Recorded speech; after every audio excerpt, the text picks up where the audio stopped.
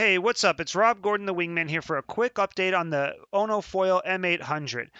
Here you see me do a little quick Rayleigh with Ian in the background, and I wanted to get a better feel for the speed of this thing and the pumpability. So here you see me doing a speed run. I'm on the 6-meter Mantis, and I'm still on that 75-centimeter mast, which in the chop is a little hard to control.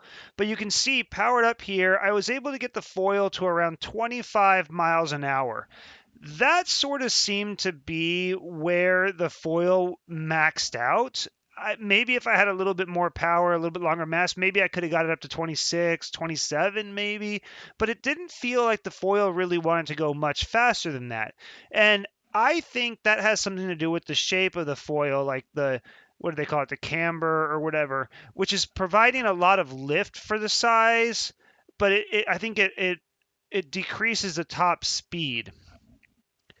I was able to do some more freestyle on the foil, this time fairly powered up on the 6-meter, and here you just see me completely flailing on a 540 attempt. I was not powered up at that moment.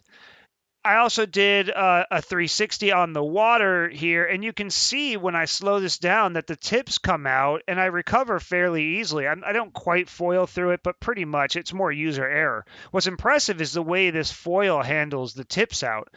I think it's going to work really well in waves and whitewater because of how well it handles turbulence like that. But the real reason I'm posting this update is I was able to figure out the pumping cadence on this foil and sustain an over 30-second pump, which for an 800 square centimeter foil and me at 200 pounds is really impressive. The only reason I was not able to pump longer was because I ran out of energy.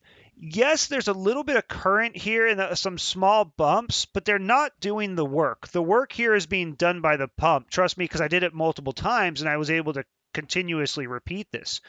That blew my mind because to be able to pump that long on a small foil opens up a ton of possibilities. I've always thought you had to use a pretty big foil if you're a 200-pound guy to be able to pump. But this foil, like I said, I think it has to do with the camber and the fact that there's not like a ton of high-end speed, but there's a lot of low-end power. It allows you to do some interesting stuff, like maybe on a downwinding, even on moderate bumps, you don't have to use a giant foil. No, it doesn't pump and glide quite as good as the Swift 230 I tried, but if you want to go fast and you're on big bumps, this is going to be a much better option because that other foil it's a lot of foil. And as far as turning, I mean, it's night and day. So that was really cool. And then another cool thing is I landed one of my first right-away backside 360s. You see right here, I have to figure out how to flip my hand around so I can, repower. But fighting through it, I was able to really right away. I was feeling pretty stoked. You can see me smile there. Unfortunately, that was the end of the good session because I had replaced my strut to try and fix a leak. And, well, just listen here.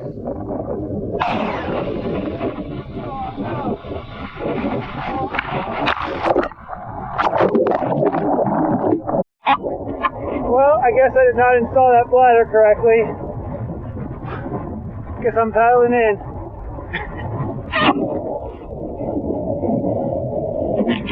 Rip.